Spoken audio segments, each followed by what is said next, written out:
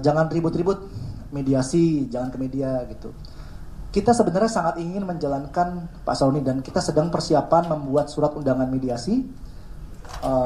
Kita begitu tadi kita diperintahkan oleh Pak Saroni dan teman-teman di komisi anggota Dewan di Komisi 3, kita langsung mempersiapkan.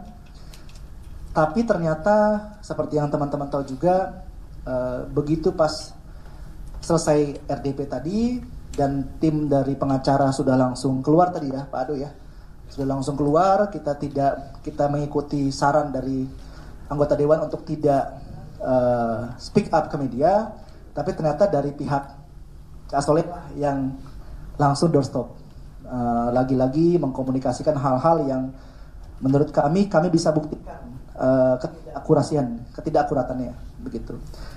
Maka dari itulah kami mengundang teman-teman untuk kesini karena menurut kami ada banyak cerita yang teman-teman perlu dengar, dan ini saya akan perkenalkan. Mungkin nanti dari tim Pak Ado boleh perkenalan diri dengan Pak Sabam. Pak, nanti dari samping kanan adalah dari tim kuasa hukum untuk Pak Yansen ya, Pak Yansen.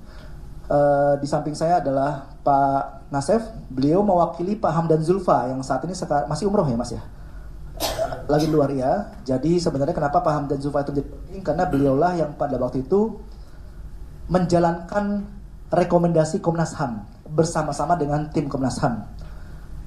Jadi nanti ceritanya Pak Hamdan, sebenarnya Pak Hamdan ingin hadir di sini cuman masih berhalangan. Di sebelah kiri saya ada Ibu Gira. Ibu Gira ini sudah bekerja berapa puluh tahun Bu? 43 tahun di rumahnya Pak Hadi ya, di rumah keluarga di Pondok Indah Bu ya. Di Pondok Indah, beliau inilah yang sejak puluhan tahun lalu merawat anak-anak yang yang ada di OCI ketika mereka berada di rumah tersebut, Ibu ya. Kalau di pojok sana, cek, oke. Di paling pojok kiri ada Pak Murni. Pak Murni sudah bekerja berapa puluh tahun Pak? 54 tahun. 54 tahun Pak Murni ini adalah pelatih gajah Pak ya. Gajah. Dari dulu gajah terus Pak ya. Ya. Jadi ketika melatih gajah, Pak Murni ini juga berlatih bersama dengan pemain sirkusnya Pak ya. Karena atraksi gajahnya itu melibatkan pemain sirkusnya. Jadi nanti dari Ibu Gira, dari Pak Murni, teman-teman akan dengar cerita bahwa bukan seperti itu kejadiannya. Kalau mungkin selama ini kita hadirkan Pak Tony, kita hadirkan dari keluarga, mungkin ada keraguan, ya ini kan pemilik sirkusnya. Nah, ini sekarang bukan pemiliknya, ini adalah karyawannya. Ini hanyalah 2 dari sebenarnya tadi kita bawa 5 ya. Tadi ada 5 di Komisi 3 DPR. Mereka akan menceritakan perspektifnya. Tapi saya ingin mulai dulu ke timnya Pak Ricardo. Pak Ricardo yang akan menceritakan konteksnya. Mungkin Pak Ricardo boleh mulai dengan menceritakan, dengan mengklarifikasi tuduhan-tuduhan, terutama tuduhan tentang Butet, tentang Ida, dan tuduhan-tuduhan lainnya yang perlu diklarifikasi. Dan teman-teman Pak Ricardo akan punya banyak dokumen, tapi kami akan taruh dokumen di sini, di layar. Jadi karena kami tidak ingin hanya bicara, jadi kami coba transparansi, kami coba menjadi transparan dengan membawa banyak bukti. Silakan Pak Ricardo. Selamat sore sebelumnya untuk rekan-rekan wartawan. Saya Ricardo Kumentas, penasihat hukum Bapak Jansen Manansang. Untuk masalah Ida yang dikatakan di podcast bahwa dia setelah kecelakaan tidak diurus, terlantarkan. Saya tadi juga sudah saya jelaskan, sudah dijelaskan oleh Pak Jansen sendiri di Komisi 3. Nah ini saya kalau bisa lihat ini, mungkin rekan-rekan mau lihat bukti-bukti tiket pesawat kelas 1 Garuda langsung diterbangkan dari lokasi kejadian di Lampung menuju Jakarta dan langsung dibawa ke rumah sakit Sumber Waras. Mungkin boleh dijelaskan Pak konteksnya cerita lengkap. Oh iya. Jadi Ida ini bagaimana? kecelakaan Ibu Ida itu kecelakaan jatuh dari ketangkasan trapez ya, yang loncat. Itu kecelakaan trapez yang kemudian karena kecelakaan malam kejadian, jadi menunggu besok baru ada pesawat bawa ke Jakarta langsung besokannya. Dan ini kita ada bukti tiket pesawatnya pada saat itu, dan kita ada bukti pembayaran rumah sakit, operasi, biaya operasi, Diangkat, Pak. termasuk dokter yang terbaik pada saat itu, Dokter Lukas dari Sumber Waras. Ya, dilihatkan ya. Tiket pesawat ya. Satu-satu ya. Pesawat mana? Ada fungsi, ada yang bantu. Jadi kita mengklarifikasi cerita itu, dan itu bukan cuma sampai situ aja. Jadi Ida itu setelah dirawat jalan tinggal di Pondok Indah di kediaman Pak Hadi almarhum di Pondok Indah, dan dirawat, ditemani oleh seorang suster, juga dirawat secara rutin ke rumah sakit Fatmawati dan Pondok Indah oleh dokter Putu salah satu aja Pak. dengan perawatan, termasuk perawatan fisioterapis dan sebagainya selama beberapa tahun, yang kemudian Ida itu dipekerjakan di Cisarua di bagian administrasi karena beliau tidak bisa jalan, jadi di bagian administrasi, yang akhirnya yang bersangkutan sendiri minta berhenti karena ya alasannya nggak jelas itu. Jadi tidak ada tuh, terlantarkan, tidak ada. Ini kwitansi Jadi fisioterapi boleh ditunjukkan Pak? Kwitansinya. Kwitansi fisioterapi Pak ya? Ya, iya fisioterapi, terus ada operasi ada juga. Operasi semua ada totalnya ada di rumah sakit. Itu ada total operasi awal itu aja 38 juta di tahun 89. Masalah utama rumah sakit. Di operasi di rumah sakit mana Pak? Sumber Waras. Berwaras. Ya. Oleh dokter Lukas. Ditampilkan dulu Pak ini Pak. Ya. Pasangkan ditampilkan begini. Tadi yang tadi kan.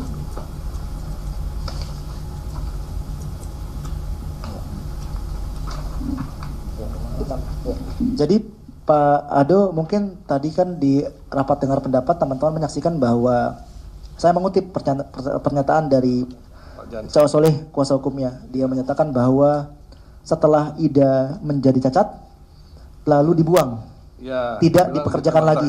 Ya. Keterangannya dari kita, Ida ini dipekerjakan selama berapa lama setelah dia cacat Pak? Cukup lama lah ibu itu, Ibu Gira.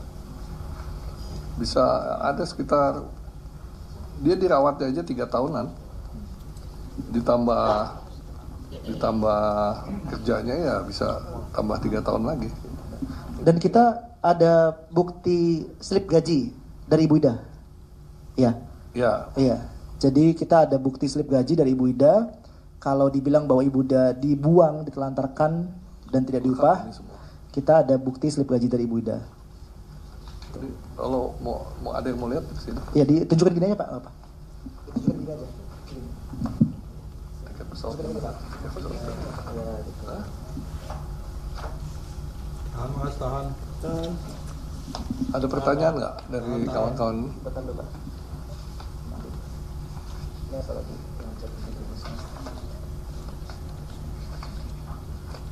Iya, mau lupa. Tiket pesawat aja berarti. Itu kwitansi ya Pak, tunjukin Pak. Itu rumah sakit itu tuh berwaras banyak. Iya, coba ditampilkan Pak kwitansi luar berwaras itu, coba dipegang sini Pak. Berwaras apanya? Pembiayaan biaya perawatan.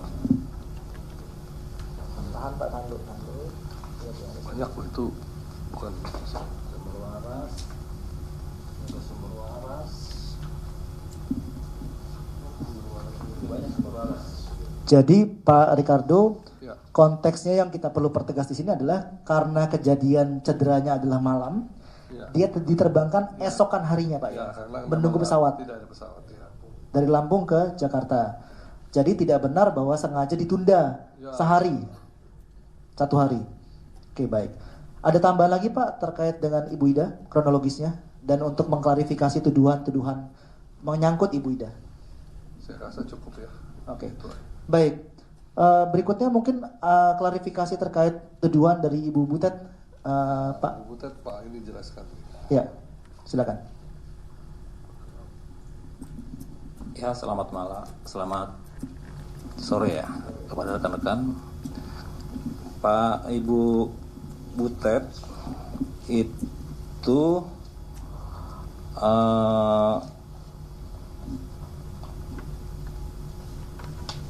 dia memang Masa remaja. mempunyai masa remaja. Bu Butet itu Pertama dia ada tanggal lahir, bohong dia tidak dikasih tahu tanggal lahir. dia mempunyai tanggal lahir tanggal 9 Desember 1971.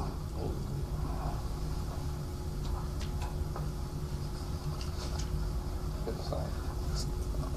Saat menyerahkan Butet itu identitas tidak ya, belum kan.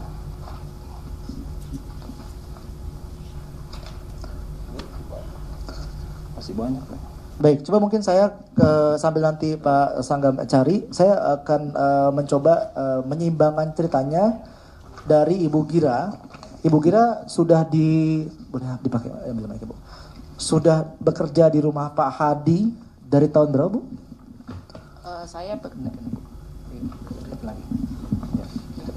Saya bekerja di tempat Pak Hadi itu dari mulai 15 Desember 1982 sampai saat ini. Ya. Ya, dari tanggal 15 Desember 1982 sampai saat ini. Ibu di rumah Pak Hadi tugasnya seperti apa, Bu? Saya tugasnya di sana disuruh untuk membantu keperluan rumah tangga.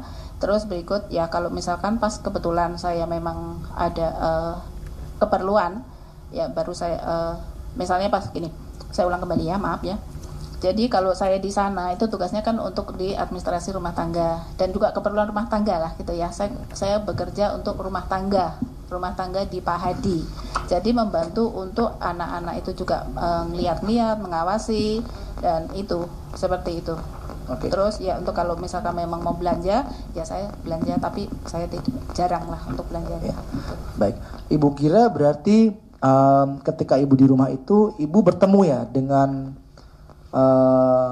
anak-anak ex-Oci ini, Bu ya. Jadi Butet, Vivi dan bahkan anaknya, mereka yang semua yang sempat tinggal di rumah itu, Bu ya.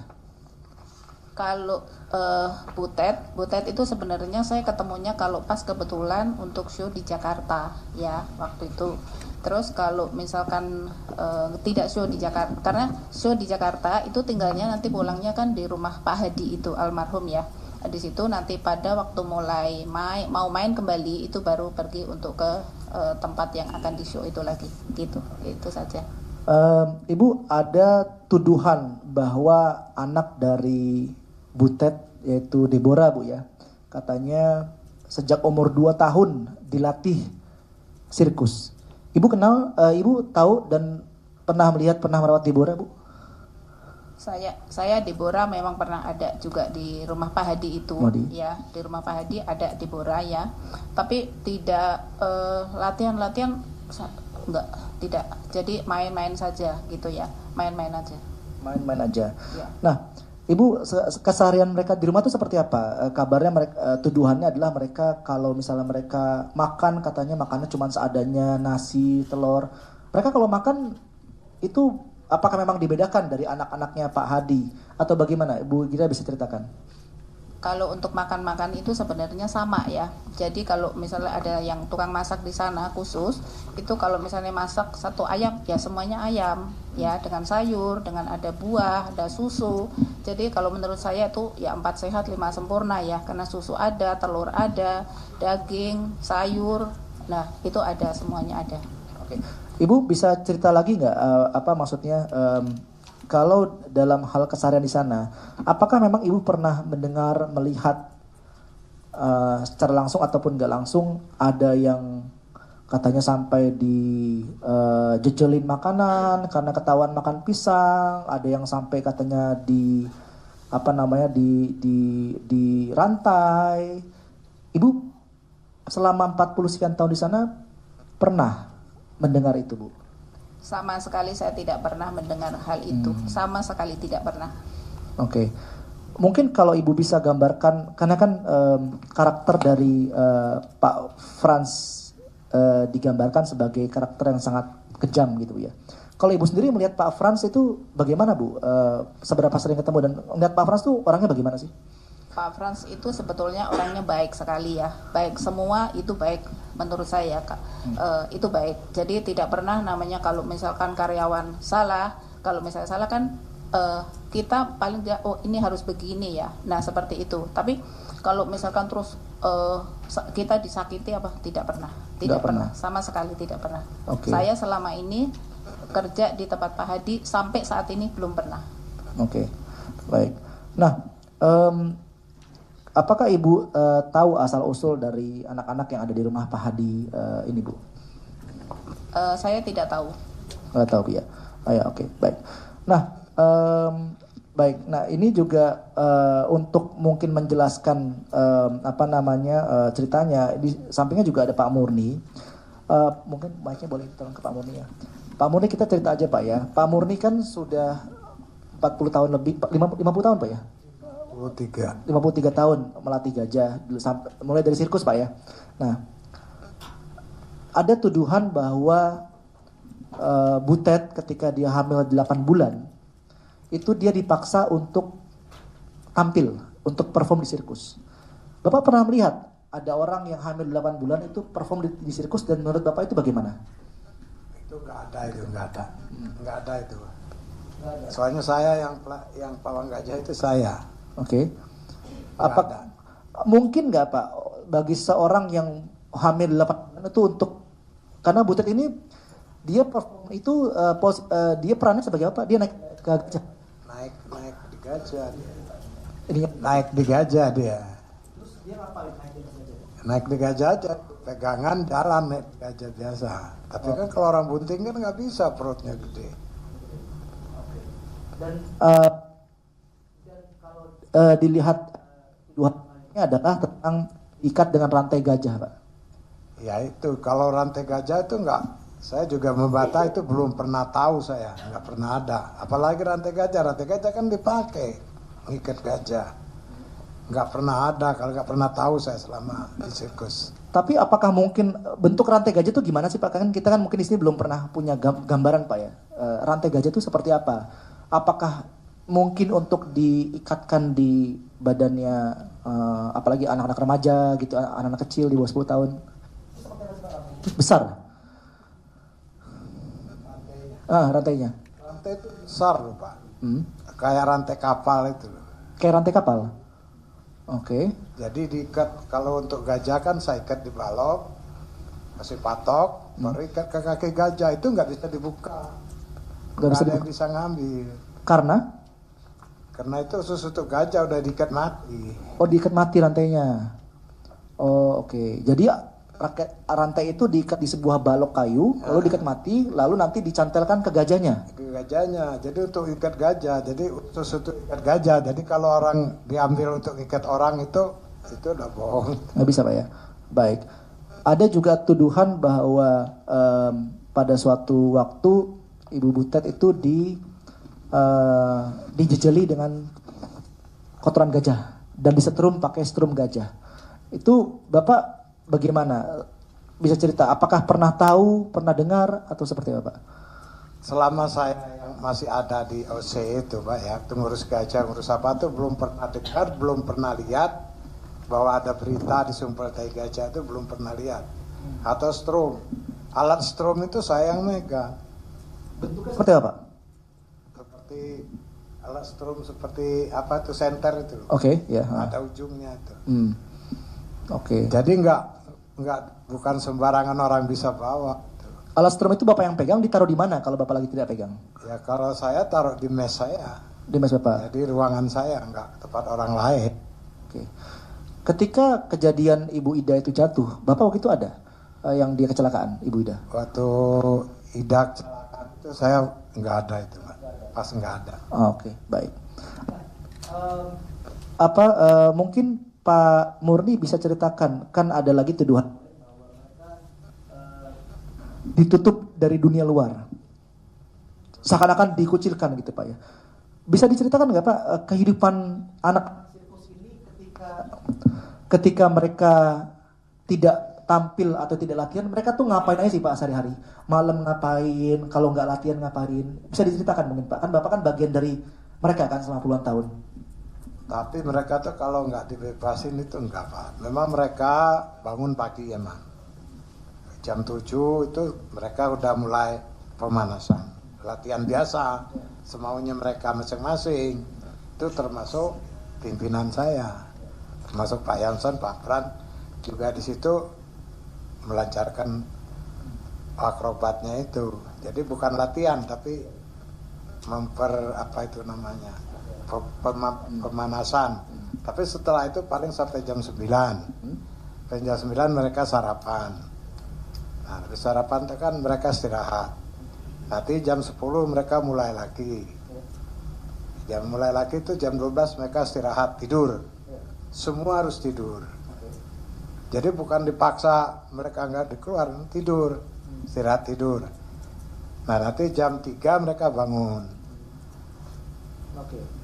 Lalu performa tampilnya jam berapa Pak? Mulai atraksi kita kan malam Pak, mulai Malam. jam 7. Jam 7. Jam 7 mulai show. Oke. Jadi kita kan, mereka kan karyawan, biar pemain kan jam 5 udah siap. Iya. Oke. Nah, lalu kalau selesai show itu apakah memang tidak dikunciin, tidak boleh keluar dari lokasi sirkus atau bagaimana Pak? Boleh keluar atau seperti apa? Tapi kalau anak-anak, kalau zaman rombongan ini kan masih kecil-kecil Pak. Iya. Masih umur 10 ke bawah itu memang nggak boleh. Nggak boleh. Kita kan takut anak-anak keluar. Iya. Bisa hilang, bisa kemana. Memang nggak boleh keluar pagar. Tapi kalau yang besar, kalau yang sudah belasan tahun itu ada yang Ada. kemana biasanya mereka Pak? Sampai ke depan pintu masuk itu bisa. Oke. Mereka biasanya ngapain tuh Pak keluar tuh? Ya cuman bantu lihat-lihat, jaga orang situ aja. Oke. Masuk. Oke, baik. Ya. Ibu kira mungkin ada yang mau disampaikan lagi nggak Pak? Bu, maksudnya perasaan Ibu sebagai orang yang sudah bekerja 40 sekian tahun sama keluarga Pak Hadi. Lalu Ibu sudah baca kan Bu ya pemberitaan akhir-akhir ini ya Bu ya. Ibu bagaimana perasaannya Bu? Ya, saya ikut sedih juga. Anakin lagi Bu. Iya, saya sedih juga ya. Kenapa sih kok bisa begini? Padahal kan kita harusnya, saya sendiri ya, saya mengucapkan terima kasih banyak ya, sebesar-besarnya kepada keluarga ini yang sudah membesarkan saya juga, sudah mengurusi saya juga, sampai anak saya pun tinggal di situ juga, dan sampai satu sudah menikah juga. Terus saya masih tinggal di situ, saya masih bekerja di situ. Jadi menurut saya semua kalau yang dituduhkan itu tidak benar, karena saya tidak pernah melihat seperti itu dan saya juga tidak pernah mengalami hal seperti itu. Baik. Kalau Pak Murni mungkin sebagai orang yang sudah bekerja 50 tahun, gimana Pak perasaan Bapak ngedengar berita yang kayaknya kok serem banget ini Pak? Ya memang saya dengar, ngelihat di TV, ngelihat di acara, ngelihat di YouTube apa itu, memang saya ngeri sekali Pak. Ini kenapa kok bisa terjadi seperti itu? Salahkan mereka itu kan disayangin sama pimpinan OC itu Pak. Cuman mereka kan pelarian itu kan bukan kesalahan dari OC, itu kan mereka lari sendiri, kabur, melarikan diri. Pernah saya cari, saya cegat di Merak, ketemu. Saya ajak makan, udah duduk makan, izin ke toilet atau kabur lagi. Itu terjadinya anak-anak itu kan seperti itu. Ya. Saya juga sangat kecewa sama anak-anak, soalnya kita kan bergaul situ kan siang malam Pak ya. Jadi kayak dibilang saudara-saudara, dibilang adik-adik, udah bercampur baur gitu Pak. Baik. Berikutnya mungkin dari tim kuasa hukum ada klarifikasi tambahan tentang tuduhan bahwa mereka tidak mendapatkan pendidikan ya. Mungkin Pak Aldo, Pak Sanggam boleh ditunjukkan bukti-buktinya dan dijelaskan kepada teman-teman ini adalah apa bukti-buktinya gitu mungkin. Kita punya bukti ijazah ya. Ya, kita punya bukti ijazah anaknya Butet yang namanya Deborah diberikan pendidikan sampai mendapat ijazah SD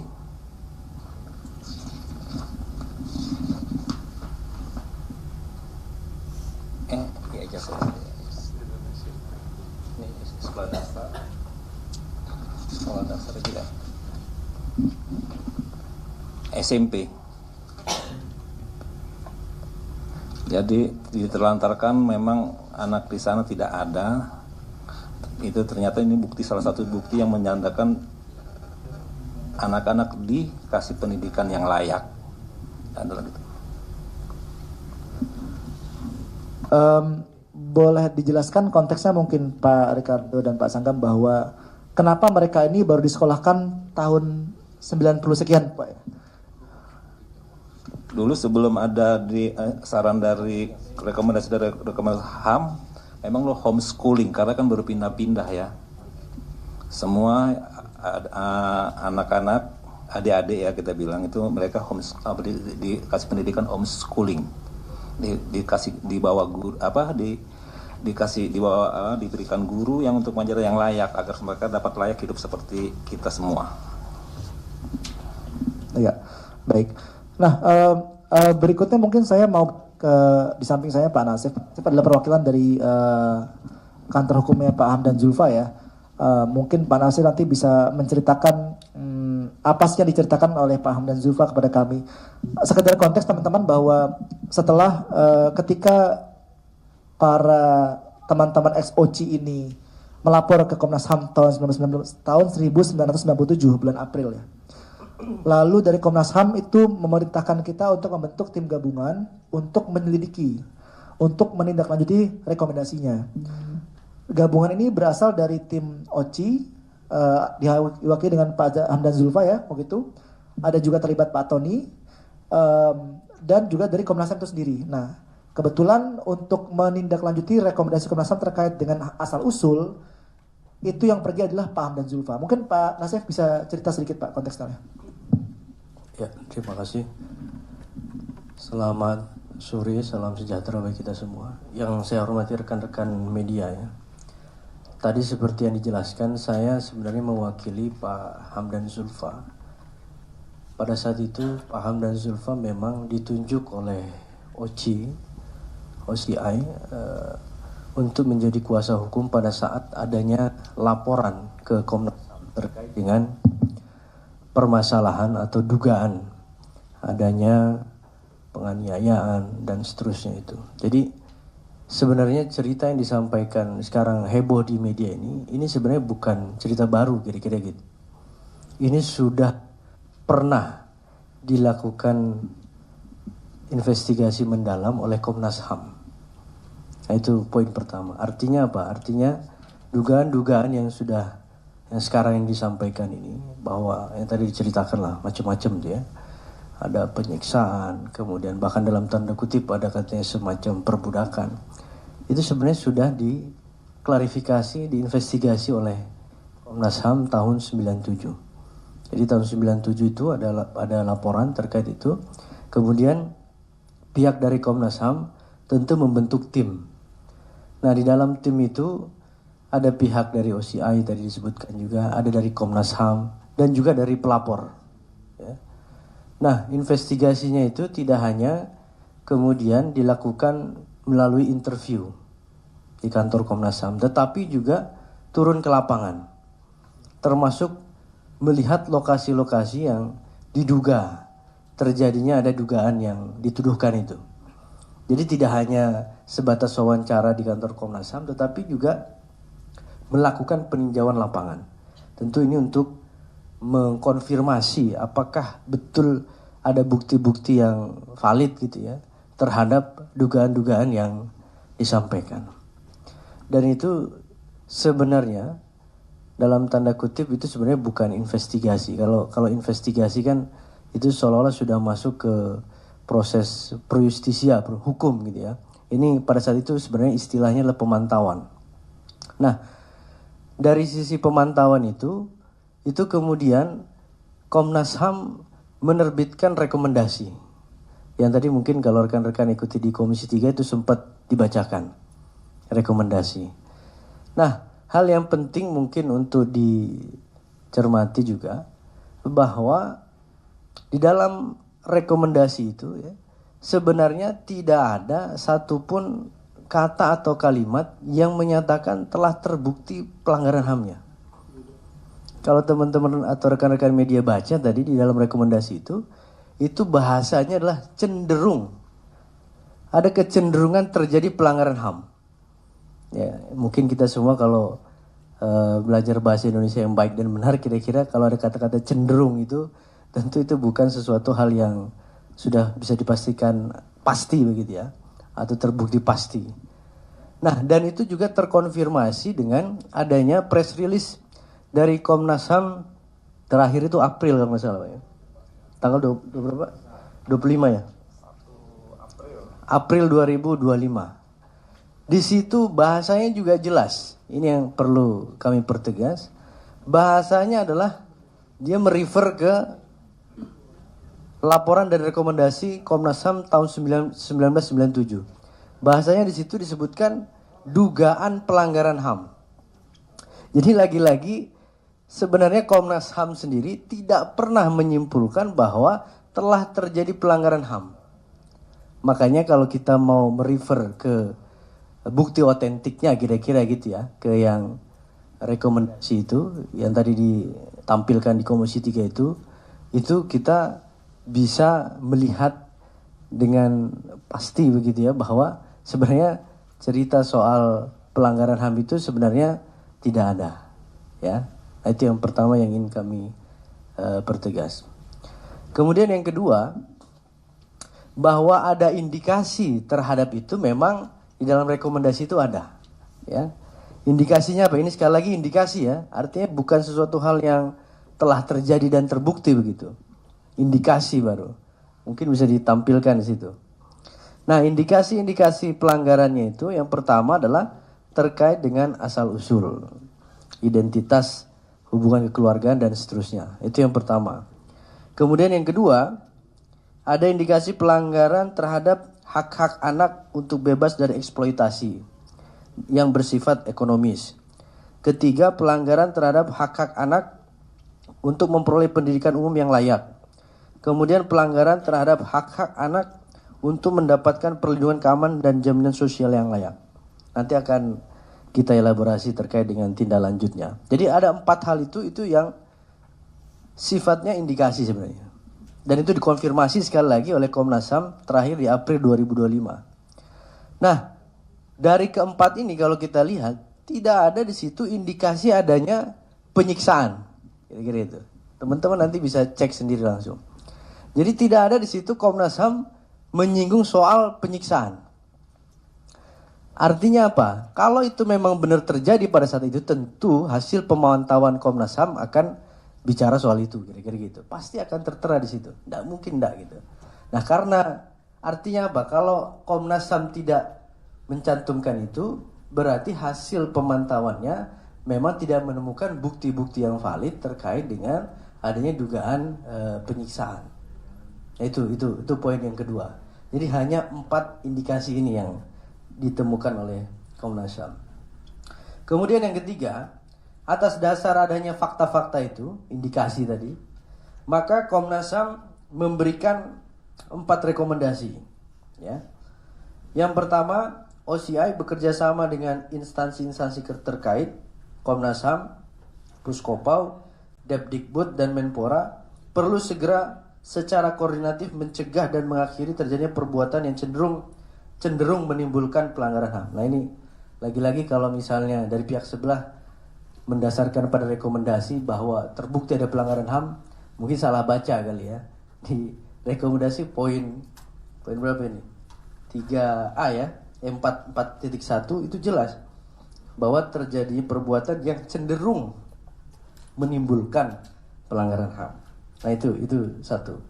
Kemudian yang kedua, 4.2 untuk menjernihkan asal-usul anak-anak pemain sirkus yang belum jelas asal-usulnya, OCI bekerja sama dengan Komnas HAM akan melakukan publikasi dan langkah-langkah yang diperlukan. Nah, terkait dengan rekomendasi 4.2 ini, pada saat tidak lama setelah terbitnya rekomendasi ini, memang Komnas HAM beserta ada dari pengawasnya, jadi nggak hanya Komnas HAM sendiri, ada juga pengawas beserta tim pelapor dan juga tim dari kuasa hukum OCI yang pada saat itu Pak Ham dan Zulfa langsung yang ikut, itu menyisir sejumlah lokasi yang diduga itu tempat asal-usulnya anak-anak pemain sirkus ini. Ya. Nah, ketika terjun ke lokasi itu, ya memang tidak ditemukan lagi begitu ya. Sulit karena ini udah udah beberapa tahun yang sebelumnya begitu ya. Dan dalam tanda kutip memang sejumlah anak-anak yang kemudian diambil ini katakanlah begitu, itu memang ada yang misalnya dari panti asuhan, atau misalnya ada yang dia hanya punya ibu tidak punya bapak, dan ibunya pun dalam tanda kutip sudah mengikhlaskan lah kira-kira gitu, udah nggak. Sehingga kalau ditanya tadi misalnya soal apakah ada pada saat awal ini perjanjian atau apa, mungkin ya sekarang kita sudah nggak bisa telusuri lagi, karena pada saat itu Komnas HAM pun sudah berusaha keras untuk menelusuri ke arah sana, memang sulit. Apalagi sebenarnya pelakunya pada saat itu dalam tanda kutip ya, yang membawa anak-anak itu, merekrut lah kira-kira gitu, itu kan Pak Hadi Manansang ya, almarhum Pak Hadi Manansang. Sehingga yang 3 orang sekarang ini memang nggak tahu menahu gitu loh, bagaimana kemudian anak-anak itu kemudian bisa sampai ke rumah Pak Hadi kemudian ikut untuk bermain sirkus. Tetapi bukan berarti tidak ada upaya, sudah ada upaya terkait dengan hal itu. Nah, pada saat itu ya prinsipnya dari Komnas HAM karena sudah melihat langsung kondisinya ketika didatangi sejumlah lokasi yang sekali lagi diduga tadi adalah tempat anak-anak ini kemudian diambil. Nah, itu kemudian ya Komnas HAM tentu tidak mau kemudian setback ke belakang lagi kira-kira gitu, mempersoalkan terus karena tidak ada ujungnya begitu. Nah, oleh karena itu pada saat itu Komnas HAM menyampaikan bahwa ya ini yang penting kemudian berikutnya untuk ke depan ini identitas para anak-anak ini kemudian diuruslah kira-kira gitu. Yang itu pada fase berikutnya kemudian telah dilakukan oleh OCI gitu. Nah, itu yang rekomendasi yang kedua. Kemudian yang ketiga, praktek latihan terhadap anak-anak atlet sirkus yang disertai dengan tindakan-tindakan disiplin yang keras hendaknya dijaga jangan sampai menjurus ke arah penyiksaan baik mental maupun fisik. Nah, ini kalau terkait ini tentu nanti testimoni-testimoni dari para saksi itu yang bisa mengcounter, karena kami juga tentu tidak melihat secara langsung. Tetapi prinsipnya adalah Komnas HAM sendiri sebenarnya mengakui bahwa memang terkait dengan metode pelatihan di sirkus ini agak beda gitu loh dengan atlet-atlet pada umumnya begitu, yang lain begitu. Karena apa? Karena di situ juga di rekomendasi disebutkan butuh kedisiplinan dan lain sebagainya, sehingga ada mungkin treatment khusus yang agak berbeda. Mungkin tingkat kedisiplinannya yang lebih tinggi dibanding yang lain. Tetapi memang Komnas HAM juga menyampaikan walaupun itu ada dalam tanda kutip dalam rangka melatih kedisiplinan, tetapi tidak boleh sampai mengarah kepada kekerasan fisik maupun psikis dan itu. Nah, itu kalau terkait tuduhan itu tentu yang tadi disampaikan saksi-saksi juga itu bisa membantah itu kan gitu. Kalau itu kan harus dibantah dengan orang yang juga menyaksikan secara langsung pada saat itu. Kemudian yang terakhir, ini terkait dengan rekomendasi yang keempat. Berbagai sengketa yang masih ada antara OCI dengan anak-anak atlet sirkus, ex-atlet sirkus hendaknya diselesaikan secara kekeluargaan. Nah, ini saya kira yang tadi juga menjadi penekanan dari Komisi 3 bahwa sebenarnya di dalam rekomendasi Komnas HAM itu jalan keluarnya itu sudah ada, yaitu penyelesaian secara kekeluargaan. Dan pada saat itu sebenarnya dari pihak OCI juga sudah melakukan apa yang direkomendasikan Komnas HAM ini. Nah, detailnya seperti apa ya tentu ini karena nanti Pak Hamdan langsung yang mengikuti pada saat itu, saya belum dapat informasi juga. Tetapi pada saat itu informasinya telah ada penyelesaian, sehingga kan sekian lama itu kan dalam tanda kutip sudah tidak ada lagi yang mempersoalkan itu. Kan logikanya adalah kalau pada saat itu nggak selesai ya pasti ini kan akan dituntut terus gitu.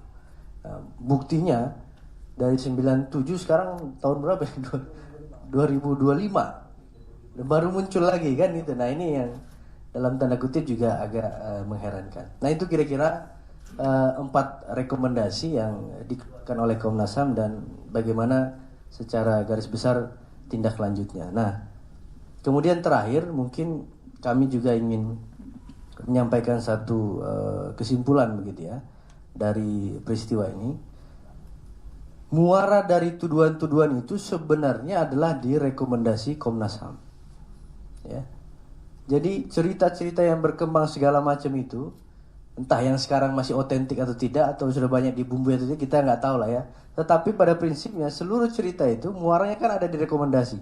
Dan itu sudah dinyatakan secara tegas oleh Komnas HAM. Pertama, soal pelanggaran HAM-nya itu baru dugaan dan itu baru kalimatnya tadi kan cenderung begitu ya. Artinya tidak menyimpulkan terbukti, itu satu. Kemudian oleh karena itu rekomendasinya pun yang terakhir tadi yang sempat saya sampaikan tadi adalah diselesaikan secara kekeluargaan. Artinya ini sudah lebih ke hubungan privat lah kira-kira gitu. Dan yang berikutnya, kalau pada saat itu Komnas HAM menemukan ada bukti-bukti yang kuat yang mengarah ke tuduhan-tuduhan atau laporan itu pasti Komnas HAM akan meningkatkan status hasil pemantauannya itu ke tahap yang berikutnya, kira-kira gitu. Kan kalau kita tahu misalnya penanganan pelanggaran HAM berat, yaitu nanti ada proses penyelidikan. Penyelidikan itu nanti dari Komnas HAM, penuntutan di kejaksaan dan sampai ke pengadilan. Dari pihak sebelah misalnya menyampaikan pada saat itu belum ada undang-undangnya. Ya, undang-undang HAM. Undang-undang HAM itu kan ada tahun 99 kemudian tahun 2000. Saya kira itu kan rentang waktunya tidak terlalu jauh. Apalagi pada saat itu juga kita tahu, mungkin sudah kita tahu, sudah ada laporan polisi di tahun 99 kalau nggak salah ya. 97, kemudian SP3 99. Nah itu. Artinya kalau memang di situ ditemukan ada bukti-bukti untuk mengarah ke misalnya Komnas HAM pun yang bertindak misalnya itu masih bisa gitu. Masih ada kans untuk itu. Dan faktanya sekarang kan kita lihat semua itu tidak terjadi dan hanya sampai selesai di rekomendasi dari Komnas HAM. Oleh karena itu terakhir sekali kami juga berharap ke semua pihak untuk dalam tanda kutip tidak menggoreng-goreng juga rekomendasi Komnas HAM ini. Karena ini yang jadikan seolah-olah pelanggaran HAM ini terbukti begitu. Nah itu sehingga bagi semua pihak ini kalau memang mau melihat secara jernih masalah ini khususnya terkait dengan rekomendasi itu, ayo mari kita baca-baca kata demi kata, kalimat demi kalimat yang tertera di dalam rekomendasi Komnas HAM. Jangan kemudian berspekulasi, beropini, apalagi menafsirkan semau-maunya sendiri gitu loh. Nah, itu yang kami tentu harapkan kepada semua pihak agar permasalahan ini bisa on the track lagi, jernih sesuai dengan apa memang fakta yang sebenarnya. Mungkin sementara itu. Baik, terima kasih Pak Nasir. Berikutnya mungkin saya juga supaya tidak berspekulasi, mungkin teman-teman ketika melihat pemberitaan yang ada, ketika melihat wawancara di podcast, beranggapan bahwa situasinya sangat horor begitu ya. Kita mau kasih lihat gambaran kehidupan mereka sehari-hari seperti apa. Ada kehidupan yang ada di rumah, ada yang di sirkus. Ini mungkin kita bisa play. Ini foto-foto sirkusnya.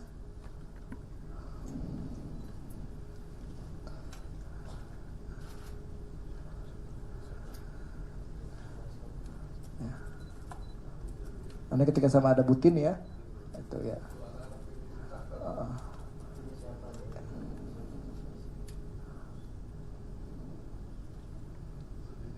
Ini salah satu yang dinikahkan, tapi dinikahkannya kalau nggak salah waktu itu iya, ini salah satu anak sirkus yang dinikah. Ibu ingat nggak Bu, yang dinikahkan siapa Bu? Tahu nggak Bu? Ada dinikahkan? Siapa anak Bu? Nggak ingat. Oke, tapi ada Bu ya. Oke, next lagi Bu, mungkin. Ya. Terus. lagi. Yang mana Ida, Bu? Baju kuning itu Ida. Oke, ya. Ya, oke. Lagi. Ini ulang tahun siapa, Bu, ini, Bu?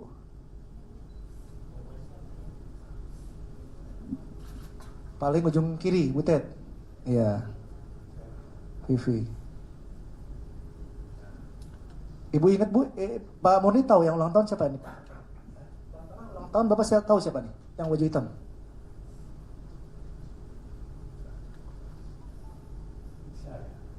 Lisa, yang baju hitam nih.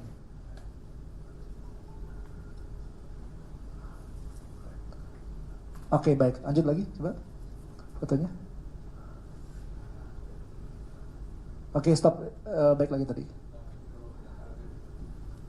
Oke, stop. Ini pas apa nih Pak Murni? Mereka ini lagi ngapain? Ini di tenda sirkus Pak ya? Kelihatannya Pak ya?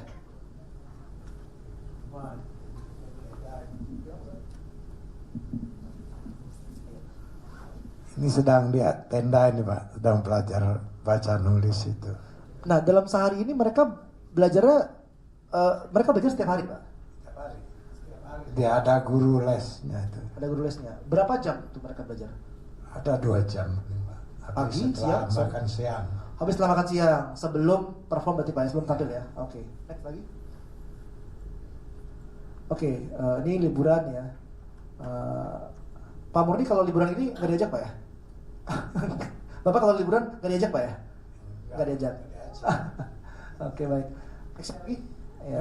Anak ini kan hampir setiap minggu diajak jalan-jalan kemana aja. Setiap hari Senin kalau nggak salah Pak ya? Ya, tiap hari Senin. Setiap hari Senin itu adalah libur latihan Pak ya, tidak latihan tapi tampil Pak ya.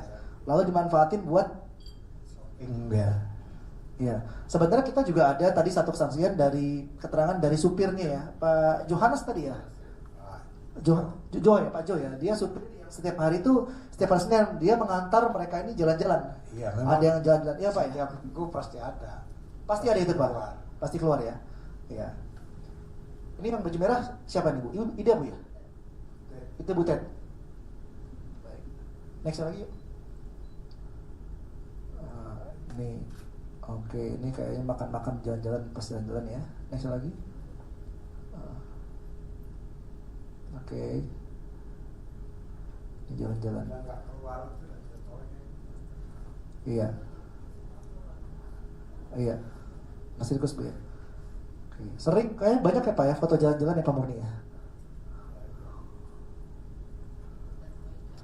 Ini Butet sama Ida. Butet sama Ida. Yang Butet yang kiri Pak ya. Pas ulang tahun ya. Ulang tahun. Kayaknya ulang tahun Butet ya. Oh iya ulang tahun Butet tuh di kuenya Butet tuh. Ada kursor nggak? Coba di bagian bawah kuenya tuh. Enggak. Oh enggak deh. Tuh. Ya. Tuh di bagian bawah kelihatan Butet. Situ. Di bawah angka 16 ada tulisan Butet ya. Ini ulang tahun Butet ya. Next lagi.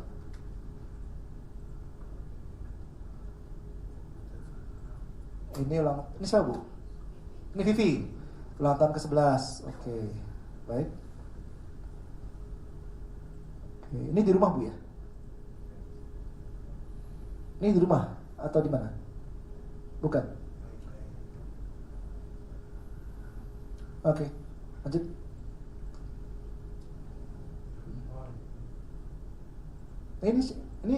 Ini pesta apa Bu? Butet yang ke sebelah kanan. Oh, yang kanan siapa Bu?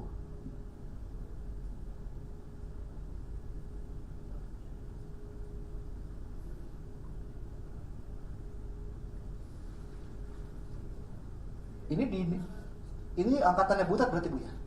Dinikahkan. Ibu datang ke nikahan ini? Tidak. Pak Murni datang nggak? Oke, baik. Next lagi. Iya. Oke. Oke. Ya. Oke. Nah, oke sebentar. Audionya bisa di nyala? Audionya nyala nggak? Oke, jadi itu tadi adalah foto-foto dari anak-anak. Jadi teman-teman mungkin bisa menilai sendiri apakah memang mereka dalam suasana yang disekap, dalam suasana yang terancam, dalam suasana seseram seperti yang digambarkan selama ini. Berikutnya adalah konteksnya, ini adalah Joshua. Beliau ini adalah memang di angkatan setelah Butet ya, jauh ya, angkatan tahun 2000-an Pak ya kalau nggak salah ya. Tapi ya nggak, dia dua-duanya, dia pernah di OCI. Jadi Joshua ini dia awalnya di Taman Safari, lalu ke OCI, lalu dipindahkan, lalu sekarang pada akhirnya tetap di Taman Safari dan dia sudah mendapatkan jabatan manajemen gitu ya, Joshua ini. Nah kemarin saya ke Taman Safari untuk mencari perspektif dari Joshua. Karena Joshua ini sudah cukup lama, sudah lumayan lama Pak Murni ya, Joshua ini ya, udah belasan tahun kayaknya Pak ya, 2000 dari masa kecil ya. Nah ini nanti di sini silakan ditonton, kurang lebih akan ada keterangannya dan menggambarkan perspektif dia itu seperti apa terhadap belakang gitu ya. Boleh, ada keluar suaranya?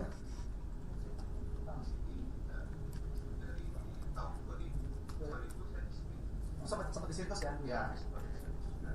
Di sirkus itu berapa tahun? Kalau di sirkus itu saya di tahun 2013 Januari Oh ya, oke. awal tahun sampai terakhir di 2020. Oh 2020, oh 10 Januari. tahun gitu ya. Ya. Oke. Dulu di sirkus pegang apa Jas? Perannya apa? Kalau di sirkus saya perannya jadi performer. Oh. Biasanya kita ada acara di udara juga. Saya main di acara di udara. Itu flying terapis namanya. Oh yang lompat-lompat gitu ya? Ya. Maafin subtitlenya ya, karena ini pakai AI. Apa captionnya? Oh oke. Itu yang ngajarin siapa Jas? Kalau yang ngajarin, Ya. kalau yang ngajarin kita dulu juga dilatih sama ada guru dari luar. Namanya Mr. J. Mr. J. Ya, Oh, dia oke. yang bikin konsep buat kita show. Maksudnya tadi kan benar-benar nggak bisa terus diajarin lompat terapis gitu ya, terapis habis itu apa lagi tadi? Pak ya. Ajaran susah. Kalau belajar itu gimana jam ya, jam latihan ya. Kadang kita nggak bisa nemuin skill itu yang baru itu kalau hitungan latihan jamnya kurang. Kalau cuma sejam, 2 jam itu kita nggak akan dapat. Tapi kalau rutin ada jamnya, porsinya itu biasanya 4 jam Sehari itu sehari. Oke. Nah kita akan nemu lebih mudahnya lagi nanti. Sehari latihan 4 jam tuh apa pagi, siang, malam atau gimana? Kalau malam perform biasanya? Ya kalau malam perform. Kita cuma latihan pagi sampai siang. Pagi sampai siang. Ya. Terus dari siang ke malam ngapain? Kan kita kan show-nya malam. Ya maksudnya waktu luangnya itu diisi ngapain? Kita biasanya berdiskusi aja sih sama tim performer juga. Di situ makan bareng. Makan bareng. Ya. Makan barengnya bareng siapa aja? Namanya SMK apa SMK ya? Di mana? Ada di Ciberem. Di bawah. Ini waktu pas masa di sirkus berarti? Atau di sini? Di Safari. Di Safari. Ya. Kalau teman-teman. Coba sebentar pause dulu. Jadi konteksnya Joshua ini adalah dia ke Taman Safari dulu, baru ke OCI. Tapi OCI-nya ini kalau teman-teman lihat tadi kan tahun 2010-an ya. Itu sudah manajemen OCI yang berbeda karena tahun segitu tuh OCI-nya tuh sudah diisi sama orang-orang luar, sama bule-bule.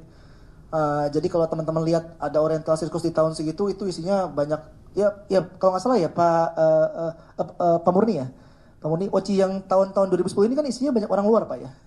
Iya itu sudah berpindah manajemen jadi sudah nggak dipegang sama tapi namanya masih Oriental Circus Indonesia.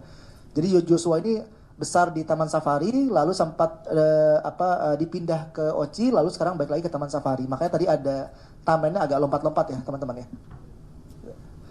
Ngelit ya anak-anak dari tahun 2021. Oke. Saya dipercayain sama Om Frans jadi wakil kepala Frans Manansang ya. Di Safari Theater. Sekarang saya juga ngepegang menjadi kreatif sama performer juga. Kalau saya itu ayah saya sih.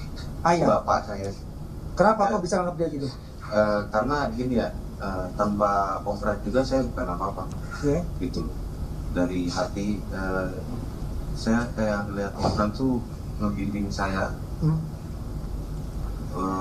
Apalagi tadi percayain untuk pegang Safari Theater, terus mengarahkan biar anak-anak tuh jadi teamwork yang solid gitu. Jadi kalau mau ada event, mau ada panggilan dari owner, bikin acara, kita siap. Kamu galak nggak? Hah? Yang benar, galak kali. Hoax itu. Nggak galak emang? Enggak. Nggak. Yang kamu pelajari banget dari Om Frans apa? Lebih kayak kita harus jadi orang yang bisa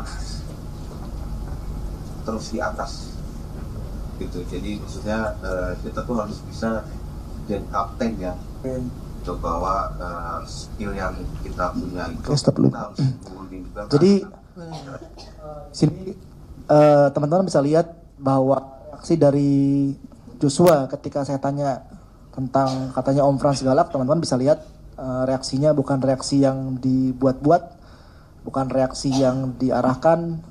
Teman-teman bisa lihat spontanitasnya, dan teman-teman mungkin bisa merasakan ketulusan dari Joshua ini ya, gitu. Ini FYI yang diwawancara oleh pihak ketiga, oleh saya sendiri tidak diarahkan sama sekali karena saya terlibat dalam prosesnya begitu.